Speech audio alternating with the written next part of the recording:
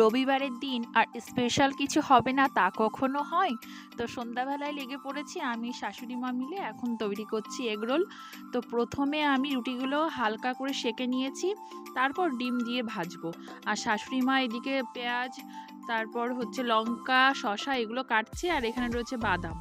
তো সেই মতো সন্ধ্যাও হয়ে গেছে, মেয়ে দাঁড়িয়ে আছে ওখানে, তাড়াতাড়িও করছি, এরপর মেয়েকে আবার পড়াতে হবে।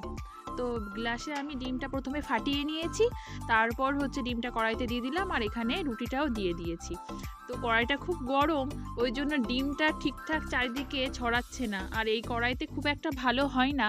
তো যাই হোক, এই যে রুটি প্রায় আমার হয়ে গেছে, আর এই যে ডিমটা আমি ভালো করে ছড়াতে পারিনি। তো যাই হোক, যেমন পেরেছি তেমনই চলবে, সবাই সেটাই ভালো বলবে আমি জানি। তারপর বর্ষাকালে বাদামটা একটু নরম ছিল দেখছি, ভাজা বাদামই, তো আমি একটু শুকনো খোলায় আবার ভেজে নিচ্ছি, তাহলে খেতে বেশ ভালো লাগবে।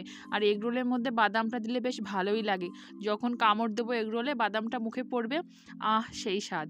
তারপর এই যে সব কাটা হয়ে গেছে, শাশুড়ি মা কেটে দিয়েছে, আর সব এগরোলগুলো আমার তৈরি হয়ে গেছে। প্রথমে একেবারে তৈরি করে নিয়েছি এবং পরপর ভেতরে শসা, লঙ্কা, পেঁয়াজ, বাদাম আর তো টমেটো সস দেব, দিয়ে রেডি করে নেব।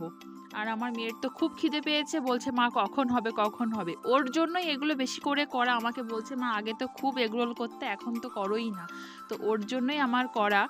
আর এগুলো শাশুড়ি মা খুব একটা করে না, আমি এগুলো একটু ভালোই পারি। তো সেই জন্য আমি করছি, শাশুড়ি মা আমাকে হেল্প করছে। রেডি হয়ে গেছে এগরোল, মেয়েকে দিয়ে দিয়েছি। মেয়ে তো বলছে খেতে খুব ভালো হয়েছে, আর আমাকে বলছে মা দোকানের থেকেও ভালো হয়েছে। আমি বলছি তাই। আর এই যে আমাদের জন্য রেডি হয়ে গেছে, বর বাড়িতে নেই, ও এসে খাবে, আর শাশুড়ি মাকে প্রথমে দিলাম, তারপর হচ্ছে আমি খাবো। শাশুড়ি মাকে বলছি টেস্ট করে আমাকে রিভিউ দেবে। তো শাশুড়ি মা বাচ্চাদের মতো বলছে খুব ভালো হয়েছে।